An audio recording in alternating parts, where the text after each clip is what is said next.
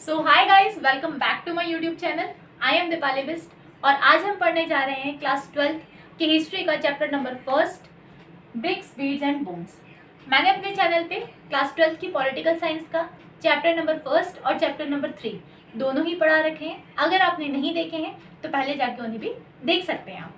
और अगर आपने चैनल को सब्सक्राइब नहीं किया है तो फटाफट से जाके सब्सक्राइब भी कर दीजिए, क्योंकि ह्यूमैनिटी से रिलेटेड सारी वीडियोस आपको यहाँ मिल जाएंगी।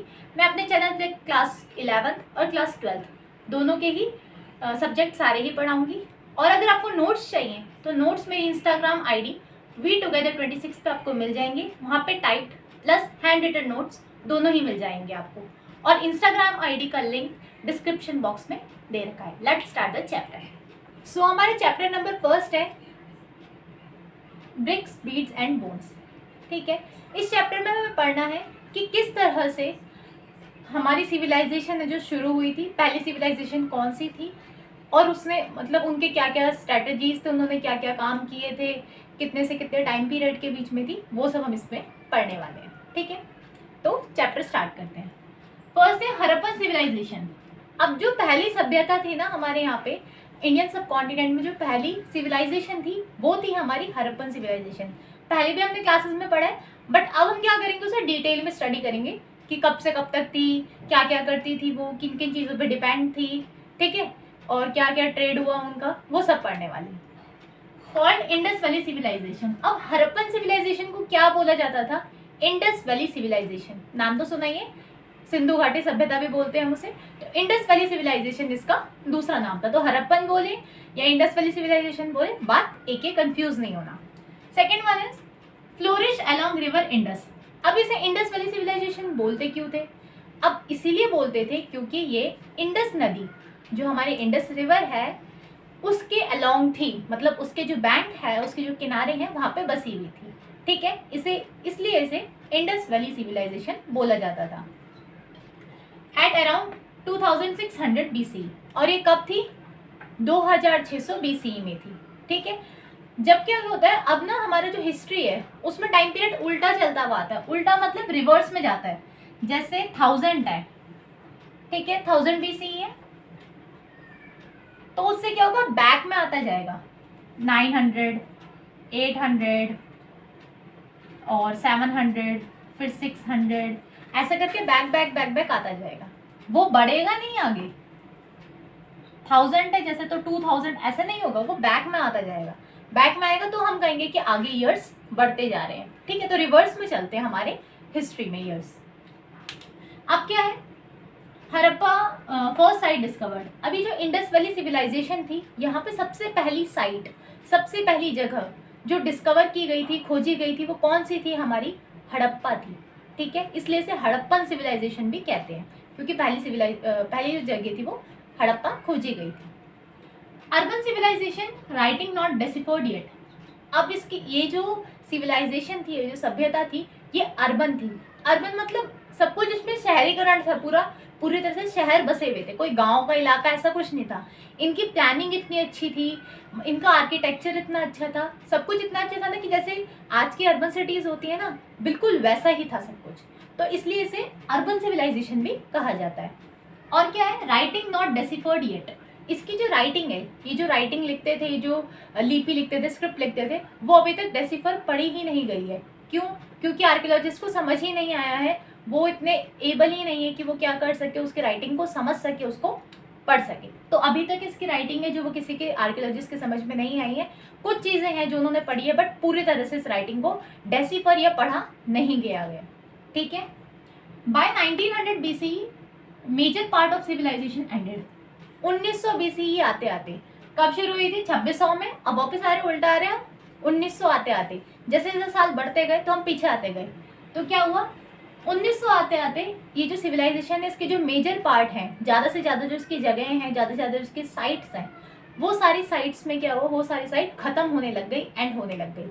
हालांकि उसका कोई मेन रीज़न या मेन कॉज बताया नहीं गया है कि किस वजह से एंड हुई हमारी हड़प्पन सिविलाइजेशन, उसकी साइट्स, बट क्या बोला गया है कि वो एंड हो गई। अलग अलग लोगों ने अलग अलग रीजंस दिए हैं। तो यहाँ पे हमारा इसका इंट्रो खत्म होता है। Next one is period of Harappan civilisation. अब हड़प्पा की सिविलाइजेशन का, जो हड़प्पन सिविलाइजेशन थी, उसका पीरियड कब से कब तक था, टाइम पीरियड कब से कब तक था। Dated between 2600 BC and 1900 BC। अब 2600 से 1900 BC के बीच हुई। अभी हमने पढ़ा 1900 में खत्म हो गई थी और शुरू कब हुई थी, 2600 में। तो इतने से इतने BC के बीच में हमारी हड़प्पन सिविलाइजेशन रही थी। इसको 3 पार्ट्स में कैटेगराइज किया गया है। कैसे? 3 कैटेगरीज है इसकी, early, mature and let. Early, mature and let. अब क्या है ये early, mature and let? Early मतलब हड़प्पन सिविलाइजेशन कब से कब तक थी, 2600 से 1900 तक, ठीक है, 2600 से 1900 तक थी। तो इसको हम बोलते हैं मैच्योर हड़प्पन सिविलाइजेशन, मतलब कि इसमें पूरी सभ्यता बस चुकी थी, पूरी तरह से सेटल हो चुके थे ये लोग। इससे पहले का जो टाइम है 2600 से पहले का, 2700, 2800 और 2900, वो जो पूरा टाइम पीरियड है उसको हम कहते हैं बिफोर 2600 BC से पहले, उसको हम कहते हैं अर्ली। इससे पहले का है तो अर्ली हड़प्पन सिविलाइजेशन, ठीक है। और इस सिविलाइजेशन के बाद का है तो बैक में जाते जाएंगे, 1900 से कम 1800, 1700, 1600, तो उनको हम क्या कहते हैं, लेट हड़प्पन सिविलाइजेशन। उसको क्या कहते हैं, लेट हड़प्पन सिविलाइजेशन, जो आफ्टर 1900 BC हुई, ठीक है। हड़प्पा की सिविलाइजेशन हमारी कब से कब तक रही, 2600 से 1900 तक। इससे पहली वाली को कहते हैं अर्ली, इससे बाद वाली को कहते हैं लेट। ये 3 कैटेगरीज थे, ठीक है। So next one is some important sites. अब यहाँ पे कुछ बहुत ज़्यादा इम्पॉर्टेंट साइट्स थी, कुछ बहुत ज़्यादा इम्पॉर्टेंट जगहें थी। वो कौन कौन सी थी उनके बारे में जानेंगे। पहली थी लोथल, दूसरी थी राखीगढ़ी, तीसरी कालीबंगन, चन्मुदड़ो, मोहनजोदारो, हड़प्पा, नागेश्वर, बालाकोट और धोलावीरा एक्सेट्रा। जो मेन साइट्स है जो हमें इस चैप्टर में पढ़नी है, जो हमारे लिए बार बार रिपीट होती रहेंगी ना चैप्टर में कहीं ना कहीं, वो हमारी मेन यही है। तो इनको अगर आप याद कर लेते तो वो काफ़ी है, ठीक है। Next one is subsistence strategies. अब उनके सब्सिस्टेंस मतलब होता क्या है, सब्सिस्टेंस मतलब होता है जीवन यापन करना या फिर अपना गुजारा करना। तो उनके गुजारा करने की क्या क्या स्ट्रेटजीज थी, वो किस तरह से अपना जीवन जीते थे, क्या खाते थे, किन किन जानवरों को पालते थे, एग्रीकल्चर करते थे या नहीं करते थे, उन सब के बारे में पढ़ेंगे, ठीक है। It include hunting, gathering, cultivation, pastoralism etcetera. अब क्या था सब्सिस्टेंस स्ट्रेटजीज में, वो क्या करते थे, हंटिंग सबसे पहले। अर्ली मैन भी हमारे क्या करते थे, हंटिंग करते थे ना, उन्हीं के टाइम से हंटिंग तो चली भी आ रही है। तो हंटिंग करते थे ये लोग, शिकार करते थे। दूसरा गैदरिंग, चीज़ें इकट्ठी करते थे, फ्रूट्स, वेजिटेबल्स, कुछ ना कुछ इकट्ठा करते थे, उससे इनका फूड चलता था, सब्सिस्टेंस होता था। तीसरा क्या करते थे, कल्टीवेशन करते थे, क्रॉप्स को उगाते थे, उससे इनका जो फूड है वो मिलता था इन्हें। Next one is pastoralism. Pastoralism मतलब जो पशु है, पशुपालन वो करते थे, भेड़ों को, बकरियों को, इन सबको पालते थे और उनसे जो भी प्रोडक्ट मिलता था उसका यूज़ करते थे। तो ये कुछ तरीके थे इनके सब्सिस्टेंस के, ठीक है। Relied on many plant and animals, fishing and agricultural for food. अब ये खाने के लिए किस पर डिपेंड थे, ये लोग फिशिंग करते थे, क्योंकि देखो अब रिवर के किनारे हैं तो ऑब्वियसली बात है रिवर का लुत्फ तो उठाएंगे, रिवर का कोई ना कोई फायदा तो उठाएंगे। तो ये क्या करते थे, इनके जितने भी डोमेस्टिक वर्क हैं सभी चीज़ के लिए रिवर इन्हें बहुत हेल्प करती थी। दूसरा फिशिंग में भी इनकी काफ़ी मदद हो जाती थी, क्योंकि वहाँ से फिशिंग करेंगे तो उनके फूड के लिए काफ़ी सारा जो काम है वो रिवर कर देती थी।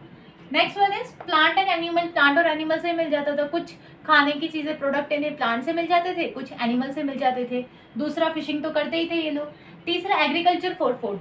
अब कुछ क्या करते थे लोग, क्रॉप्स भी उगाते थे। कई सारी जो क्रॉप्स हैं वो आगे हम पढ़ेंगे, उनके कई सारे एविडेंसेस भी मिले हैं। तो कई सारी क्रॉप्स भी इन्होंने उगाई थी, एग्रीकल्चर किया था, जिस वजह से इन्हें फूड मिला। Evidences of bones of animal which prove they consume meat. अब हमें ये कहाँ से पता चलता है कि ये लोग क्या करते थे, मीट खाते थे। कैसे पता चलता है, कई सारे जो एनिमल्स है ना अलग अलग तरीके के, उनकी बोन्स मिली है। अब बोन्स मिली है तो ये भी हो सकता है कि वो एनिमल्स जब मरे हों तब उनकी बोन्स मिली हो, बट ये भी हो सकता है कि वो कंज्यूम भी करते हो। हंटिंग करते थे तो ऑब्वियस सी बात है कि एनिमल्स को मारेंगे, तो इससे हमें पता चलता है कि वो लोग कंज्यूम करते थे किसको, मीट को। Terracotta model of oxen, plough etcetera proof that agriculture was done. अब हमें ये कैसे पता चला कि एग्रीकल्चर हुआ था उस टाइम, उन्होंने खेती बाड़ी की थी। अब ना हिस्ट्री की कोई भी चीज़ होती है ना, उसके लिए हमें एविडेंस बहुत ज़रूरी होता है। क्यों? अब देखो कोई घटना घट गई, तो आप कैसे बताओगे, कैसे प्रूव करोगे कि वो सच में हुआ था?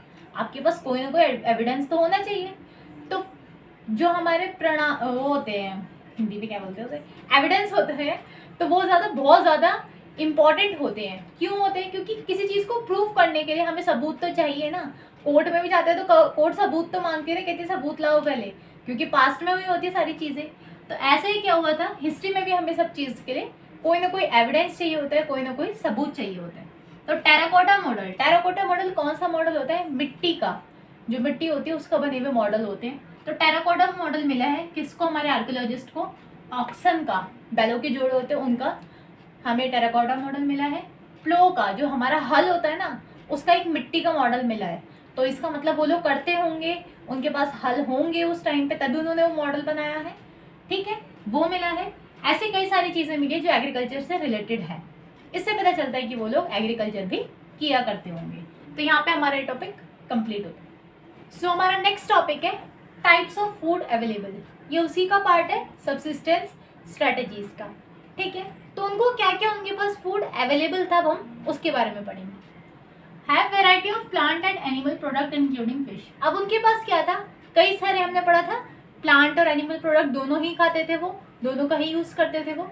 तो कई सारे प्लांट और एनिमल प्रोडक्ट दोनों ही थे उनके पास, साथ ही साथ फिशिंग करते थे, तो फिश भी प्रोवाइडेड थे उनके पास। ठीक है, फूड ग्रेन्स। अब फूड ग्रेन्स कौन कौन से थे जो वो एग्रीकल्चर करते थे?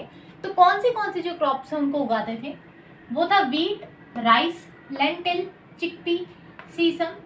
तो ये कुछ ऐसे ग्रेन्स थे जो उस टाइम पे उन्होंने उगाए थे और ये उनके पास थे as a food.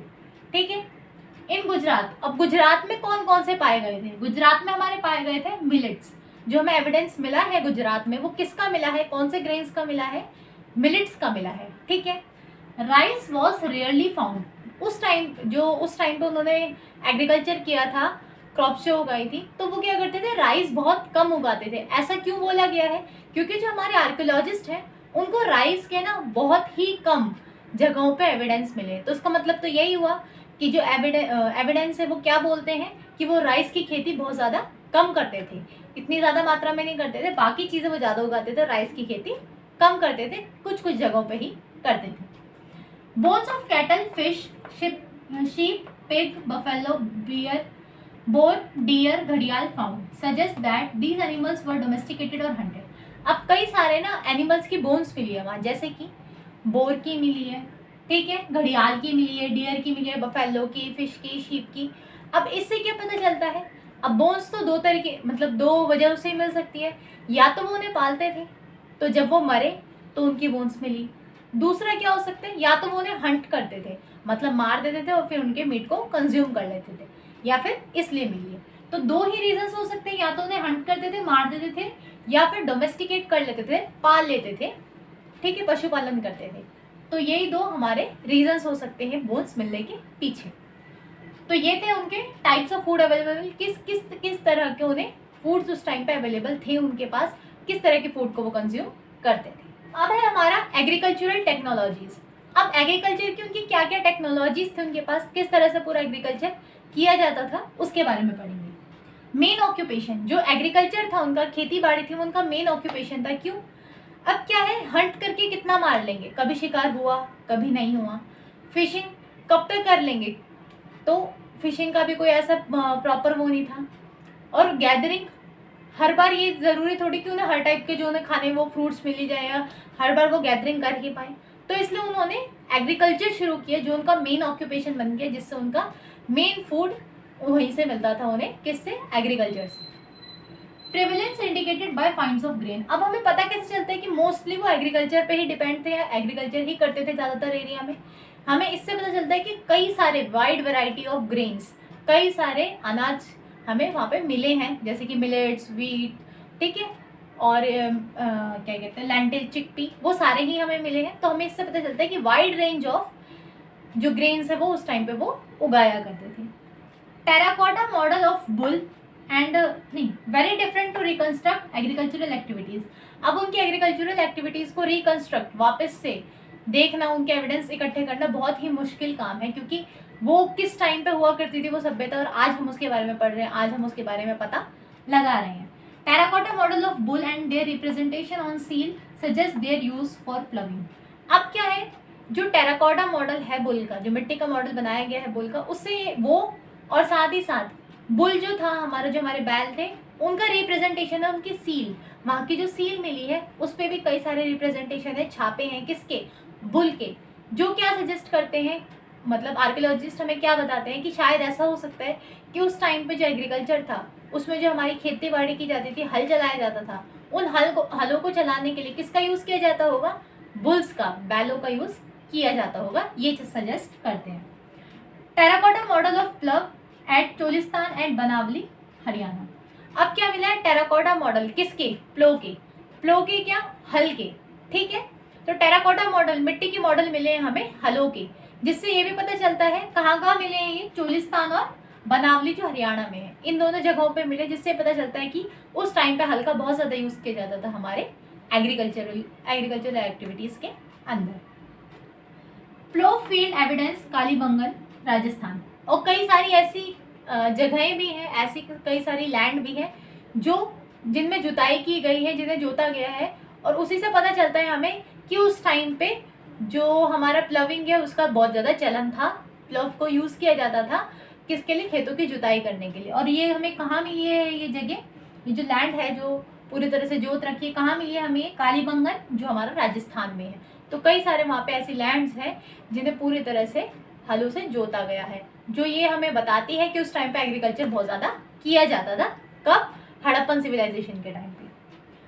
Field had 2 set of furrows at right angle to each other. अब क्या था, उस टाइम पे 2 सेट ऑफ फरोज थे जो राइट एंगल पे थे। कैसे, मतलब ऐसे थे, ठीक है, ये 90 डिग्री पे थे कि ये ऐसे और ऐसे।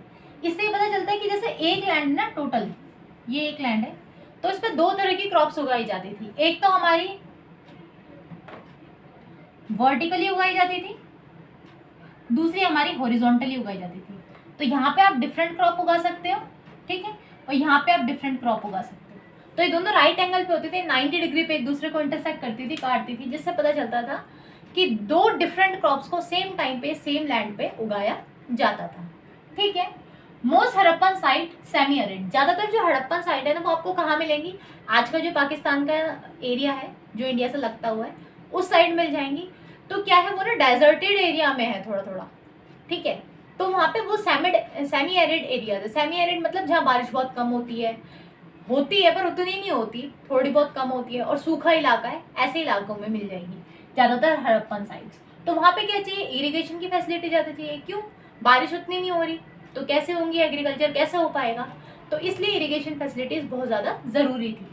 ट्रेसेस ऑफ कैनाल फाउंडेड छोटूगाई अफगानिस्तान। कई सारे कैनाल्स जो हमारे डैम से चैनलाइज करके हम पानी को निकालते हैं ना, उन्हें कैनाल्स बोलते हैं। तो उन कैनाल्स के कई सारे क्या मिले हैं, एविडेंसेस मिले हैं, छोटी छोटी नहरों के एविडेंसेस मिले हैं, जिससे ये पता चलता है कहाँ कहाँ पे मिले हैं, छोटूगाई अफगानिस्तान के एरिया में, कहाँ पे, छोटूगाई में, जिससे हमें ये पता चलता है कि कैनाल्स को यूज़ किया जाता होगा बहुत ही वाइड रेंज में, किसके लिए, एग्रीकल्चर के लिए, इरिगेशन फैसिलिटी प्रोवाइड करने के लिए। Lightly water drawn from well for irrigation. कई सारे हमें कुएं भी मिले हैं, जिससे हमें ये भी पता चलता है कि कुओं से पानी निकाला जाता होगा और उससे सिंचाई की जाती होगी किनकी, खेतों की, ठीक है। तो किस किस से हुआ है, एक तो हमारा वेल से हुआ है, दूसरा कैनाल्स के ट्रेसेस मिले हैं, किसके लिए, इरिगेशन के लिए। Water reservoir Dholavira in Rajasthan have used to store water for agriculture. और एग्रीकल्चर के लिए कई सारा पानी स्टोर भी करके रखना पड़ता था। तो वो कहाँ पे हमें इसके ट्रेसेस मिले, हमें इसके मिले हैं वाटर रिजर्वॉयर ढोलावीरा जो गुजरात में है ये साइट हमारी। तो यहाँ पे हमें क्या मिले, कई सारे वाटर रिजर्वॉयर मिले हैं बड़े बड़े, जहाँ पे पानी को स्टोर करके रखा जाता था आगे आने वाले एग्रीकल्चर के लिए, मतलब जो एग्रीकल्चर हम करने वाले हैं उसके लिए पानी को बहुत ज़्यादा अमाउंट में स्टोर करके रखा जाता था। Food processing required vessel for mixing, blending, cooking made of stones, metal and terracotta. अब कई सारे, अब जो फूड बनाते थे, खाना बनाते थे, उसकी प्रोसेसिंग के लिए, वो जो पूरा काम कर रहे हैं उसके लिए अलग अलग बर्तन चाहिए होते हैं ना आजकल भी, उस टाइम पे भी। तो वो किस चीज़ के बर्तन बनाते थे, मेनली स्टोन्स के, पत्थरों के। दूसरा वो किसके बनाते थे, मिट्टी के बर्तन, मिट्टी के पके हुए बर्तन वो बनाते थे। तीसरा मेटल के बर्तन बनाते थे। तो इन तरह के बर्तन बनाते थे जो अलग अलग कामों के लिए यूज़ किए जाते थे। जैसे कुछ कूटने के लिए यूज़ किए जाते थे, कुछ में वो खाना पकाते थे उसके लिए यूज़ किए जाते थे, कुछ ब्लेंडिंग के लिए यूज़ किए जाते थे, कुछ मिक्सिंग के लिए यूज़ किए जाते थे। तो अलग अलग तरह के हमें वेसल्स भी मिले हैं जो अलग अलग चीज़ों से बने हुए थे। तो यहाँ पे हमारा सबसिस्टेंस एग्रीकल्चर खत्म होता है या सबसिस्टेंस स्ट्रेटेजीज खत्म होता है। तो हमारा नेक्स्ट टॉपिक है मोहनजोदारो। अब मोहनजोदारो क्या था? जो हमारा हड़प्पन सिविलाइजेशन में फर्स्ट वेल प्लान हमारा जो टाउन था वो था हमारा मोहनजोदारो। ठीक है, इसकी जो टाउन प्लानिंग थी वो इतनी अच्छी थी ना कि एकदम अर्बन सेंटर होते ना, जैसे आज के शहर होते हैं वैसे ही बिल्कुल दिखाई देता था। इतना वेल प्लान था, इतने आर्किटेक्चर इसका इतना अच्छा था। ठीक है, अब जो हमारा मोहनजोदारो था वो 2 सेक्शंस में डिवाइडेड था, उसके 2 पार्ट्स थे। एक था हमारा citadel and second one is lower town. ये था हमारा सिटाडल और इसी के साथ लगता हुआ ये था हमारा लोअर टाउन। ठीक है, सिटाडल क्या था, लोअर टाउन क्या था, उसके बारे में देखते हैं। Higher but smaller. अब क्या था, सिटाडल ऊंचाई पे था, लोअर टाउन नीचाई पे था। ठीक है, सिटाडल ऊंचा था, लोअर टाउन नीचा था। बट क्या था, सिटाडल ऊंचा होने के बावजूद छोटा था, ये छोटा था एरिया वाइज। तो हायर बट स्मॉलर, हायर तो था बट स्मॉलर था। जबकि जो लोअर टाउन था वो क्या था, लोअर बट लार्जर, नीचे था पर बहुत ज़्यादा एरिया में फैला हुआ था।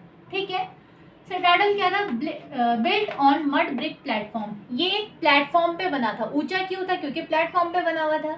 ठीक है, built on mud brick platform. वो जो प्लेटफॉर्म था वो किसका बना हुआ था, मड और ब्रिक्स, मिट्टी और ईंटों दोनों को मिलाकर के वो प्लेटफॉर्म बना हुआ था।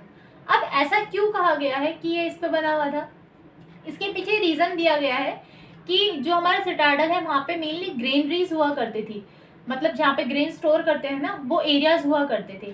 तो अगर कभी फ्लड आया या कोई नदी से पानी बहकर अगर एक्स्ट्रा वाटर हो गया वो आया तो क्या वो हमारे ग्रेन्स तक, ग्रेनरीज तक पहुँच ना सके, जहाँ पे हमारे गोदाम वगैरह होते हैं जहाँ पे हमारे ग्रेन्स रखे जाते हैं वहाँ तक पहुँच ना सके, इसलिए सिटाडल को ऊंचा बनाया गया था। ठीक है, फोर्टिफाइड एंड सेपरेटेड। अब जो हमारा सिटाडल है फोर्टिफाइड था, चारों तरफ से उसकी वॉल्स बनी हुई थी और वो सेपरेट था हमारे लोअर टाउन से।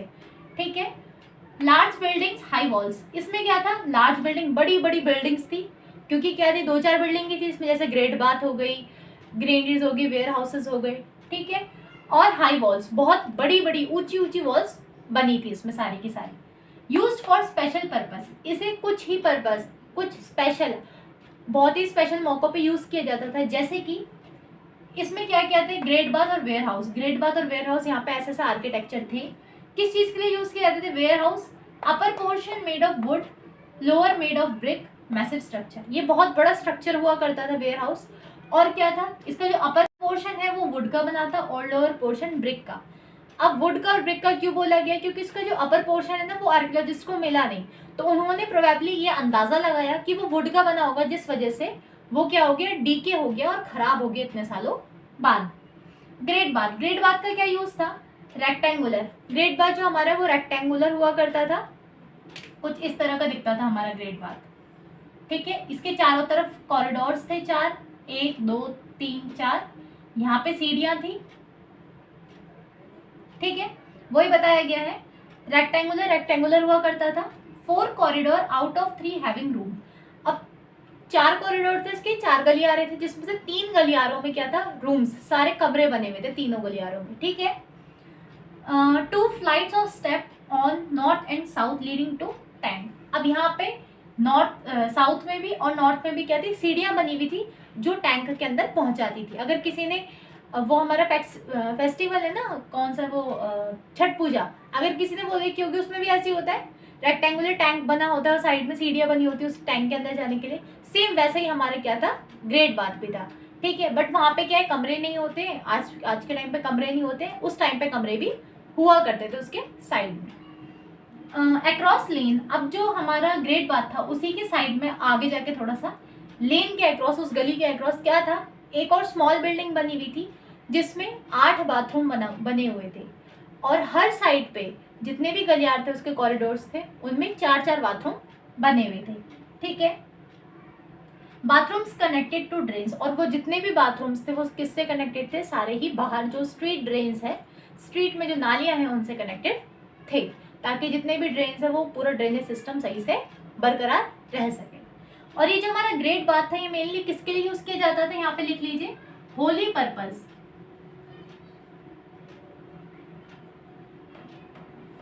जैसे कि होली बात, आज हम गंगा में स्नान करने जाते थे, गंगा जी में हरिद्वार जाते हैं, उस टाइम पे क्या किया जाता था, ग्रेट बात जाया करते थे। ठीक है, तो यहाँ पे हमारा सिटाडेल कंप्लीट होता है। अब देखते हैं लोअर टाउन को। तो हमारा लोअर टाउन क्या है, लोअर बट लार्जर, ये नीचे है बट क्या है, बहुत बड़ा है एरिया में। Several building made on platform, यहाँ पे भी कई सारी बिल्डिंग्स है जो प्लेटफॉर्म्स पे छोटे प्लेटफॉर्म्स पे बनी हुई है। सर्व एज फाउंडेशन, ये फाउंडेशन नींव का काम करता है, क्योंकि नीचे है तो इसलिए फाउंडेशन का काम करता है। वॉल्ड बट स्मॉल वॉल्स, ये भी चारों तरफ से वॉल से कवर्ड है, बट इसमें इसकी तरह बड़ी बड़ी ऊंची ऊंची वॉल्स नहीं है, इसमें स्मॉल छोटी छोटी वॉल्स हैं। कहाँ पे, लोअर टाउन में। स्मॉल बिल्डिंग्स, यहाँ पे जो वो है हमारे जो मकान है वो भी छोटे छोटे हैं, जो बिल्डिंग्स हैं वो भी छोटी छोटी हैं। क्यों, मेनली कॉमन पीपल लिव, क्योंकि यहाँ पे कॉमन लोग रहते हैं। इसकी तरह हमारे स्पेशल पर्पस के लिए यूज नहीं होता, यहाँ पे कॉमन लोग रहते हैं, तो अब लोग इतने बड़े बड़े मकानों में तो रहेंगे नहीं, वो छोटे छोटे मकानों में रहा करते थे। तो यहाँ पे कई सारे मकान थे और छोटे छोटे थे। स्पेशल फीचर्स क्या थे यहाँ के हमारे लोअर टाउन के, पहला है ड्रेनेज, दूसरा है डोमेस्टिक आर्किटेक्चर। ड्रेनेज क्या है हमारा, ड्रेनेज की विशेषताएं क्या है, ग्रिड पैटर्न, ग्रिड पैटर्न पे थी, वो ग्रिड पैटर्न कौन सा पैटर्न होता है, कुछ इस तरह का होता है, जो राइट एंगल पे इंटरसेक्ट करता है, वो हमारे को देखिए ना, ग्राफ देखा है ना, वही हमारा पूरा ग्रिड पैटर्न होता है। ठीक है, कनेक्टेड टू हाउसेस, वो ग्रिड पैटर्न किससे कनेक्ट था, हाउसेस से कनेक्टेड। जितने भी हमारे ड्रेनेज थे, जो स्ट्रीट थी हमारी, वहाँ की जो नालियाँ हैं वो सारी ही हाउसेस से कनेक्टेड थी। ब्रिक्स किसकी बनी हुई थी, वो ब्रिक्स की, जिप्सम की और मोर्टार की। क्लीन रेगुलरली, और वो हर टाइम टू टाइम इंटरवल्स पे क्या होती थी, क्लीन की जाती थी, वो गंदी नहीं रहती थी कभी भी, हर बार उसे क्लीन किया जाता था।